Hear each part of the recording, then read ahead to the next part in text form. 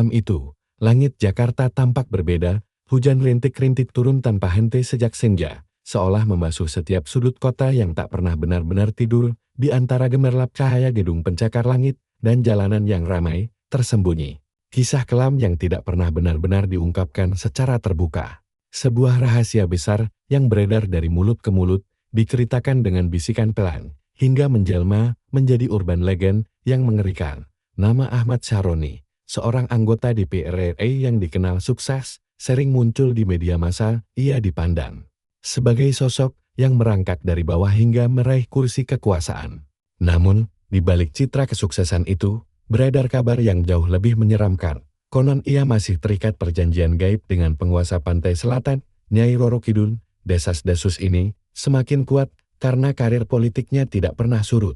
Setiap periode, seakan ada tangan tak kasat mata yang selalu mengangkatnya lebih tinggi, memberikan kekuasaan, pengaruh, serta harta yang tidak sedikit. Sebagian orang berbisik bahwa semua itu bukan hanya hasil kerja keras, melainkan buah dari sebuah ritual kawin mistis yang dilakukan di malam Jumat Kliwon. Di tempat lain, seorang lelaki yang dikenal sebagai Denny Darko, ahli tarot dan pembaca energi mistis, mulai merasa ada sesuatu yang janggal. Dari balik kartu tarot yang ia gelar pada suatu malam, muncul simbol-simbol aneh, The Devil, The Lovers, dan The High Priestess, 3 kartu yang jika berdiri sejajar akan mengisyaratkan adanya ikatan terlarang antara manusia dan kekuatan gaib. Perempuan penguasa laut, ini bukan hal biasa, gumamnya sambil menatap kartu yang terhampar. Seseorang dari lingkaran kekuasaan telah menjual dirinya pada perjanjian kawin gaib. Kabar itu kemudian berkembang menjadi bahan perbincangan. Masyarakat mulai mengaitkan tanda-tanda aneh. Sidang-sidang DPR yang kebetulan selalu berlangsung mulus ketika Syaroni hadir. Pernyataan-pernyataannya yang seolah memiliki wibawa lebih besar daripada yang lain. Bahkan cerita dari nelayan di pantai selatan yang mengaku melihat sosok perempuan bergan hijau berjalan bersama seorang lelaki berjas hitam di tepi ombak pada malam sunyi. Semua itu belum tentu benar. Namun bagi sebagian orang, legenda Nyai Roro Kidul bukanlah dongeng. Ia adalah ratu pantai selatan yang menuntut tumbal, kesetiaan, dan kadang pernikahan abadi. Episode pertama ini hanya menjadi pintu pembuka, mengantarkan kita pada kisah kelam seorang tokoh yang tidak pernah puas dengan jabatan yang telah ia genggam. Ambisinya menuntunnya pada jalan yang berbahaya, jalan yang menuntut pengorbanan besar, dan jalan yang kelak akan membuka tabir mengerikan yang dibongkar melalui kartu-kartu tarot. Dan benar saja, malam itu Denny Darko kembali membuka gulungan nasib di atas meja kayu yang diterangi cahaya lilin. 3 kartu yang sama kembali muncul, seakan dipaksa oleh energi tak kasat mata untuk menyingkap rahasia yang tak boleh tersembunyi. The Devil, The Lovers, dan The High Priestess. Ketiga kartu itu menatapnya seperti mata setan yang haus akan pengakuan. Denny terdiam cukup lama. Tubuhnya merinding, napasnya terasa berat. Ini bukan kebetulan, bisiknya. Ia tahu, semakin ia menggali, semakin dalam ia akan terseret ke dunia yang berbahaya. Namun rasa penasaran membuatnya tak kuasa berhenti. Sementara itu, di gedung parlemen, Ahmad Syaroni duduk di kursi empuknya. Wajahnya tampak tenang, penuh wibawa. Tetapi jauh di dalam hatinya, ada gejolak yang tidak diketahui siapapun. Setiap kali malam Jumat Kliwon tiba, ia harus menunaikan janji yang telah terikat dengan Nyai Roro Kidul. Di kamar pribadinya yang penuh dengan lukisan laut, ia menatap cermin besar yang seakan menjadi gerbang gaib. Malam itu, daun hijau panjang dengan kilau seperti ombak muncul perlahan dari balik bayangan. Sosok perempuan berparas cantik, anggun, namun menggetarkan jiwa, berdiri di hadapannya. Dialah Nyai Roro Kidul, sang penguasa samudera yang selalu menagih pertemuan intim. Apakah engkau siap, Syaroni? Suaranya bergema, lembut namun menekan. Saya siap, Kanjeng Ratu. Jawabnya dengan nada pasrah bercampur takut. Setiap kali ritual kawin gaib itu berlangsung, tubuh Syaroni seakan melayang, terhanyut dalam samudra hijau. Daratan lenyap, waktu berhenti, dan hanya ada dirinya, serta sang Nyai. Tetapi ia tahu, di balik kenikmatan semu itu, ada harga besar yang harus dibayar, kesetiaan abadi, jiwa, bahkan masa depan keturunannya. Namun Syaroni tidak bisa mundur. Ambisinya untuk terus naik di dunia politik menuntut pengorbanan yang lebih dalam. Ia tahu, semakin tinggi kursi yang ia duduki, semakin kuat pula ikatan dengan sang Ratu Laut. Di sisi lain, Tanda-tanda keganjilan mulai terlihat. Beberapa kolega politiknya mengaku sering melihat Syahroni menghilang tanpa jejak pada malam tertentu. Ada yang mendengar suara deburan ombak di ruang kerjanya yang sunyi. Bahkan seorang staf DPR pernah bersumpah melihat sosok perempuan bergan hijau melintas di lorong gedung, meninggalkan aroma bunga laut yang menusuk hidung, dan semua ini semakin menegaskan penglihatan Tarot Denny Darko, seorang pejabat besar, telah menjual dirinya. Ritual kawin gaib itu nyata, dan jika benar ia bersama Nyai Roro Kidul, maka jabatan hanyalah pintu menuju kehancuran yang lebih besar. Kalimat itu terucap lirih dari bibir Denny Darko, namun gema gaibnya seakan merambat ke ruang tak kasat mata. Malam itu, udara terasa lebih berat. Lilin-lilin di meja tarot bergetar meski tak ada angin, dan bayangan hitam menari di dinding, membentuk siluet perempuan berambut panjang, dan merasakan ada sesuatu yang sedang mendekat.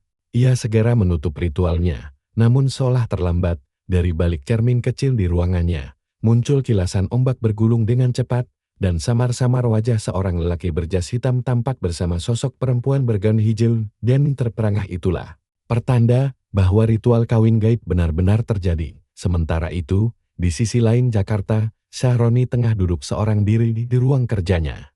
Malam Jumat Kliwon kembali tiba. Ia tahu, takdirnya tak bisa ia elakkan. Begitu jarum jam menunjuk tepat pukul 12, suara deburan ombak terdengar di telinganya, meski ia berada jauh dari pantai. Dinding ruang kerjanya bergetar, udara menjadi asin seperti air laut, dan cermin besar di hadapannya berubah menjadi gerbang samudra. Dari dalamnya, sosok Nyai Roro Kidul melangkah keluar, anggun namun mengerikan. Baunya berkilau bak permata laut, rambut hitam panjangnya tergerai, dan matanya tajam menembus jiwa. "Engkau tidak boleh ragu Syahroni," ujar Nyai dengan suara yang bergema dalam kepalanya. "Aku tidak ragu, Kanjeng Ratu, aku hanya takut. Semakin jauh aku melangkah, semakin berat harga yang harus kubayar. Takut adalah tanda kesetiaan. Ingatlah, selama engkau setia kepadaku, jalanmu di dunia akan terus terbuka." Seketika tubuh Syahroni ditarik masuk ke dalam cermin.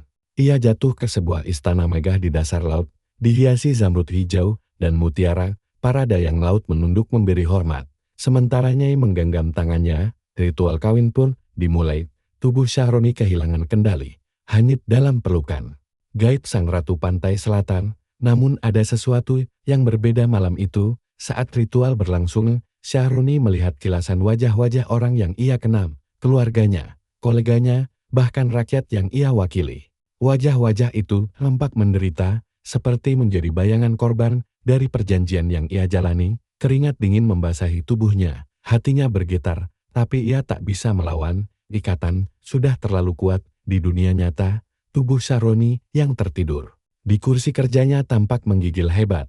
Dari balik pintu, seorang stafnya yang tak sengaja lewat melihat bayangan gaun hijau berkelebat di dalam ruangan, disertai suara debur ombak yang menyeramkan. Staf itu menutup mulutnya, hampir berteriak, lalu lari terbirit-birit, meninggalkan gedung. Keesokan harinya, kabar aneh itu menyebar. Gosip semakin liar, namun yang membuat bulu kuduk berdiri. Denny Darko pada malam berikutnya kembali membuka kartu tarotnya, dan kali ini sebuah kartu baru muncul menggantikan The High Priestess. Kartu dieteng ini pertanda buruk. Bukan hanya bagi dirinya, tetapi bagi siapa saja yang berada di sekitarnya, ujar Denny dengan wajah pucat. Sejak malam itu, hidup Syahroni berubah menjadi semakin penuh keganjilan. Setiap langkahnya di dunia politik memang kian mulus. Ia disanjung, didukung, bahkan selalu selamat dari intrik lawan. Namun, di balik semua keberhasilan itu, tanda-tanda kutukan mulai merayap perlahan. Di rumahnya, sang istri sering bermimpi buruk. Ia mengaku didatangi sosok perempuan cantik bergaun hijau yang menatap dengan tatapan tajam penuh ancaman. Anaknya jatuh sakit tanpa sebab. Dokter tidak menemukan penjelasan medis. Para pembantu rumah tangga pun mulai gelisah karena sering mendengar suara deburan ombak dari dalam kamar Syahroni. Padahal rumah itu terletak jauh dari pantai. Namun Syahroni tetap bertahan. Ia meyakini semua itu hanyalah harga kecil yang harus dibayar demi mempertahankan jabatannya. Malam Jumat Kliwon berikutnya, ritual kembali dilakukan. Kali ini berbeda. Saat tubuh Syahroni ditarik ke dalam gerbang laut gaib, ia melihat istana Nyai Roro Kidul semakin megah dan penuh cahaya hijau yang memukau. Namun, di balik keindahan itu, Syahroni juga melihat barisan arwah dengan wajah pucat berdiri di pelataran istana. Mereka menatapnya kosong, seakan menjadi saksi, sekaligus peringatan. Siapa mereka, Kanjeng Ratu? Tanya Syahroni dengan suara bergetar. Mereka adalah jiwa-jiwa yang pernah membuat perjanjian denganku kini. Mereka selamanya terikat di sini. Apakah aku juga akan berakhir seperti mereka? Itu tergantung pada pilihanmu, Syahroni. Setia padaku, dan engkau akan terus berjaya. Ingkar, dan engkau akan menjadi bagian dari barisan itu. Suara Nyai bergema, membuat dada Syahroni semakin sesak. Namun keinginan untuk terus berkuasa menutup seluruh pintu logika. Ia memilih untuk tetap setia. Sementara itu, di tempat berbeda, Demi Darko semakin gelisah. Setiap kali membuka tarotnya, ia merasakan energi gelap yang kian kuat. Malam itu, kartu yang muncul adalah kombinasi The Devil dan Death berdampingan. Ini bukan lagi sekadar perjanjian, bisiknya. Ini sudah menjadi ikatan darah. Benar saja, beberapa hari kemudian, salah seorang kolega politik Syahroni ditemukan meninggal mendadak dengan wajah membiru, seperti orang yang tenggelam di laut. Padahal, ia meninggal di rumahnya sendiri, jauh dari pantai. Peristiwa itu menimbulkan kehebohan besar.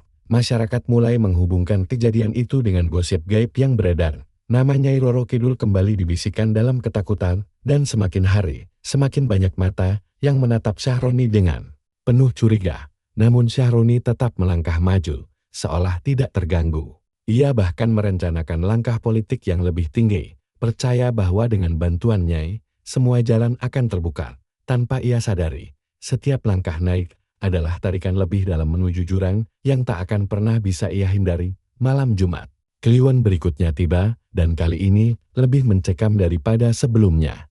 Angin berhembus kencang, langit Jakarta mendadak gelap meski tidak ada hujan, dan suara petir menggelegar tanpa hujan deras menyertainya. Di ruang kerjanya Syahroni kembali menatap cermin besar yang telah menjadi gerbang menuju perjanjian gaibnya. Namun, saat bayangan laut mulai muncul, sesuatu terasa berbeda.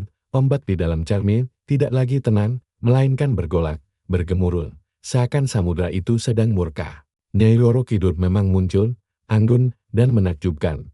Tetapi kali ini wajahnya terlihat lebih dingin, penuh kuasa yang tak terbantahkan. Syahroni, ucap Nyai dengan suara bergema, engkau telah menunaikan kewajibanmu, tetapi ingat semakin tinggi engkau berdiri, semakin besar pula yang harus engkau serahkan. Jantung Syahroni berdegup kencang. Ia tahu ucapan itu bukan sekadar ancaman, melainkan peringatan bahwa tumbal yang lebih besar akan segera ditagih. Pada saat yang sama, di sebuah studio sunyi, Demi Darko kembali membuka kartu tarotnya untuk terakhir kali mengenai sosok yang selama ini ia curigai. Tangannya gemetar ketika 3 kartu sekaligus terjatuh dari Death, The Tower, Death, dan The Devil. Matanya terbelalak. Inilah puncaknya.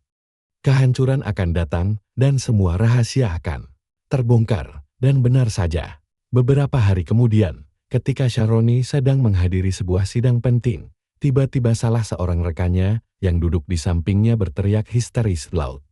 Laut ada di sini!" Teriaknya sambil menunjuk kursi Syahroni. Orang-orang panik, karena di bawah meja kerja Syahroni, lantai benar-benar basah oleh air asing, dan aroma bunga laut memenuhi ruangan. Para anggota dewan terpaku, sebagian berlari keluar ruangan. Namun Syahroni hanya menunduk, menutup wajahnya dengan tangan.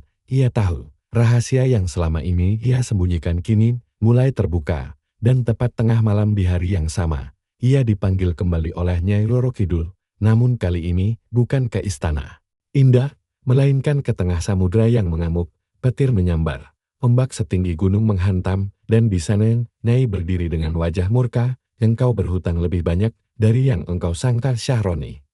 Jika ingin terus berada di singgasana dunia, berikan yang paling berharga bagimu, atau engkau sendiri yang akan kuambil. Syahroni berlutut, tubuhnya gemetar hebat. Pilihan di hadapannya begitu mengerikan, menyerahkan sesuatu yang ia cintai, atau menyerahkan jiwanya sendiri ke dalam pelukan laut selamanya. Syahroni terdiam, tubuhnya bergetar. Keringat bercucuran meski ia berada di dunia gaib yang dingin. Matanya menatap Nyai Roro Kidul yang kini semakin menjelma bagai Ratu Agung dengan aura berlapis cahaya hijau. Namun tatapan matanya seperti pedang yang siap menebas jiwa. Aku tidak bisa menyerahkan keluargaku, suara Syahroni parau, penuh ketakutan. Kalau begitu, engkau yang akan menjadi gantinya. Jawab Nyai dengan nada tegas yang bergema hingga dasar samudera. Tiba-tiba, ombak raksasa menghantam tubuh Syahroni. Ia terlempar ke dalam lautan gelap, terseret pusaran air yang tak berujung. Ia berteriak, memohon, namun hanya suara laut yang menjawab. Dalam pusaran itu, ia melihat wajah-wajah arwah yang sebelumnya berdiri di istana laut, mereka kini menjerit. Bersamanya, menarik-narik tubuhnya, agar ikut masuk dalam barisan abadi di dunia nyata. Tubuh Syahroni menggigil hebat di kursinya. Para staf yang mencoba menolong terkejut melihat air asin menetes dari rambut dan bajunya, seolah ia baru saja ditarik dari laut. Suara deburan ombak terdengar jelas di ruang itu, membuat semua orang panik dan melarikan diri. Sementara itu, Denny Darko merasakan gelombang energi yang luar biasa. Tarot yang ia buka malam itu pecah berantakan. Kartu-kartu beterbangan, dan lilin padam seketika. Dalam kegelapan, Denny mendengar suara gaib berbisik, perjanjian telah ditagih. Dan tak seorang pun bisa melawannya. Syahroni akhirnya pasrah. Dengan sisa tenaganya, ia berlutut di dasar samudera gaib itu, menatap Nyai Roro Kidul. Jika ini takdirku, maka biarlah aku yang membayar lunas. Senyum samar terlukis di wajahnya, antara belas kasih dan kemenangan. Ia melangkah mendekat, mengangkat tangan, lalu menyentuh dahi Syahroni. Seketika, cahaya hijau menyelimuti tubuhnya. Tubuh Syahroni perlahan memudar, larut bersama ombak, hingga lenyap tanpa bekas di dunia nyata. Kursi yang selama ini ia duduki kosong, hanya tersisa setetes air asin yang jatuh ke lantai, membentuk lingkaran kecil, sebelum akhirnya mengering dan hilang. Kabar keesokan harinya menggemparkan. Syahroni menghilang tanpa jejak, tidak ada yang tahu kemana ia pergi, bahkan aparat pun tak menemukan petunjuk apapun. Namun, bagi mereka yang percaya, hilangnya Syahroni adalah konsekuensi dari perjanjian abadi dengan Ratu Pantai Selatan, Jakarta. Gempar, berita hilangnya seorang anggota DPR RI yang cukup berpengaruh memberi sorotan media nasional. Pencarian besar-besaran dilakukan, mulai dari kediaman pribadi hingga wilayah pantai selatan, namun hasilnya nihil. Seakan bumi dan laut menelan tubuhnya tanpa meninggalkan jejak. Sebagian orang menganggap kasus itu hanyalah skandal politik yang ditutup-tutupi. Namun, bisikan urban legend berkembang lebih cepat daripada logika. Orang-orang mulai menyambungkan peristiwa itu dengan cerita lama tentang Nyai Roro Kidul, sang ratu mistis yang kerap menjerat manusia ambisius dengan janji manis kekuasaan. Di pasar, di warung kopi, hingga di ruang-ruang keluarga, masyarakat berbisik-bisik, benarkah Syahroni kawin dengan Nyai Roro Kidul demi jabatannya? Jangan-jangan itulah sebabnya ia hilang tanpa jejak. Sementara itu, Denny Darko duduk termenung di ruangannya yang sunyi. Kartu-kartu tarotnya kini tersimpan rapi, tidak lagi berani ia buka. Untuk kasus itu, ia tahu, semua yang pernah ia lihat telah benar-benar terjadi. Dengan suara lirih, ia berkata pada dirinya sendiri, ambisi yang tak terkendali adalah pintu menuju kehancuran, dan tak ada manusia yang bisa berdiri lebih tinggi dari takdir yang sudah digariskan. Kisah ini menjadi legenda baru di tengah masyarakat. Sebagian menganggapnya mitos, sebagian lain meyakininya sebagai fakta gaib. Namun satu hal yang pasti, cerita ini menorehkan pelajaran penting, bahwa kekuasaan, jabatan, dan harta tidak akan pernah sepadan dengan harga yang harus dibayar ketika bersekutu dengan kegelapan. Bagi mereka yang mendengar kisah ini, ada rasa ngeri sekaligus peringatan. Malam Jumat Kliwon kini tak pernah sama lagi. Setiap suara ombak yang bergemuruh, setiap hembusan angin laut yang dingin, mengingatkan pada sebuah nama yang hilang di telan perjanjian, Ahmad Syahroni, yang konon memilih kawin dengan Nyai Roro Kidul demi jabatan, dan legenda itu akan terus diceritakan dari generasi ke generasi, sebagai pengingat bahwa setiap kesepakatan dengan iblis selalu berakhir dengan satu hal, kehilangan yang abadi. Jangan lupa like, komen, dan subscribe untuk mendapatkan kisah selanjutnya.